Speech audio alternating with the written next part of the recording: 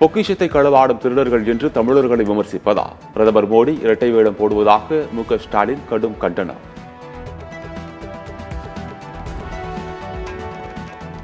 தான் பார்த்து நெகிழ்ந்து ரசித்த இளம் தலைவர் ராகுல் காந்தி. காங்கிரஸ் எம்பி ராகுல் காந்திக்கு அதிமுக முன்னாள் அமைச்சர் செல்லூர் ராஜு புகழாரம்.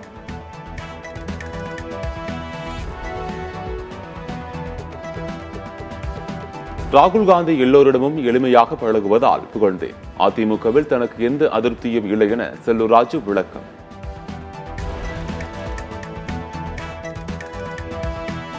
சிங்கப்பூரில் பரவி வரும் KP2 என்ற புதிய வகை கொரோனாவால் தமிழக மக்கள் அச்சப்பட தேவையில்லை. தமிழக சுகாதாரத்துறை விளக்கம். கோவை, திருப்பூர், திண்டுக்கல் உள்ளிட்ட 4 மாவட்டங்களுக்கு ஆரஞ்சு அலர்ட். தென்காசி உள்ளிட்ட 20 மாவட்டங்களில் கனமழை பெய்ய வாய்ப்பு என வானிலை ஆய்வு மையம் தகவல்.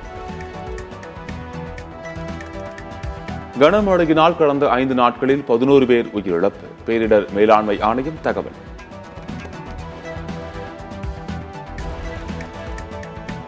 மக்கள் பாதுகாப்பாக பயணம் செய்யும் வகையில் உடனடியாக புதிய பேருந்துகளை வாங்க வேண்டும். எதிர்க்கட்சித் தலைவர் எடப்பாடி பழனிசாமி வலியுறுத்தல்.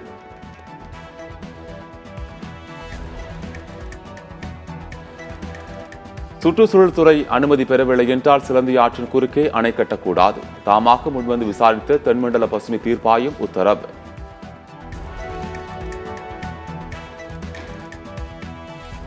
சென்னை எண்ணூரில் அமோனியா வாயு கசிவால் மூடப்பட்ட கோரமண்டல் ஆலையை உரிய அனுமதி பெற்று திறக்கலாம். மாசு கட்டுப்பாட்டு வாரியம் போன்றவற்றின் அனுமதி பெற தேசிய பசுமை தீர்ப்பாயம் உத்தரவு.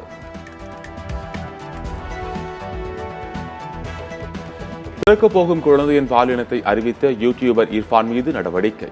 இர்ஃபானுக்கு நோட்டீஸ் அனுப்ப சுகாதாரத்துறை முடிவு.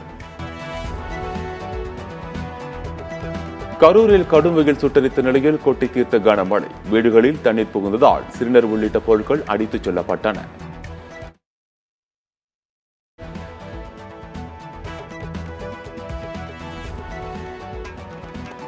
கனமழை காரணமாக தாமிரபரணி ஆற்றங்கரையோர மக்களுக்கு வெள்ள அபாய எச்சரிக்கை. தாமிரபரணி ஆற்றில் 3வது நாளாக உபரிநீர் திறக்கப்படுவதால் பாதுகாப்பு நடவடிக்கை.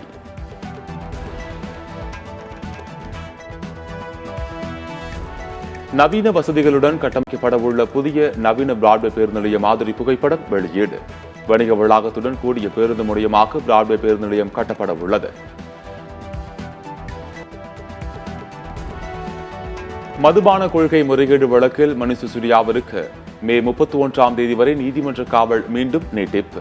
டெல்லி சிறப்பு நீதிமன்றம் உத்தரவு.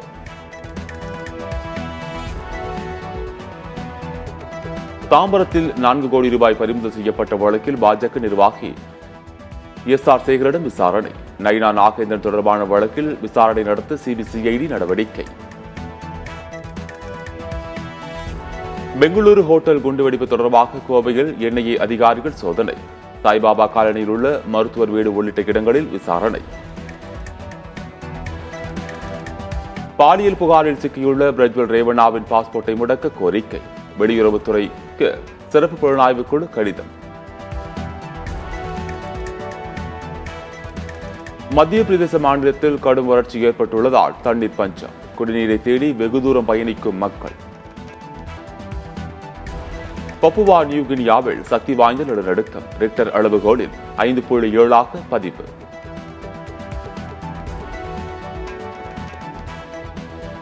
போலந்து நாட்டில் கனமழையுடன் பெய்த ஆலங்கட்டி மழை. திடீரென பெய்த ஆலங்கட்டி மழையால் மக்களின் இயல்பு வாழ்க்கை பாதிப்பு.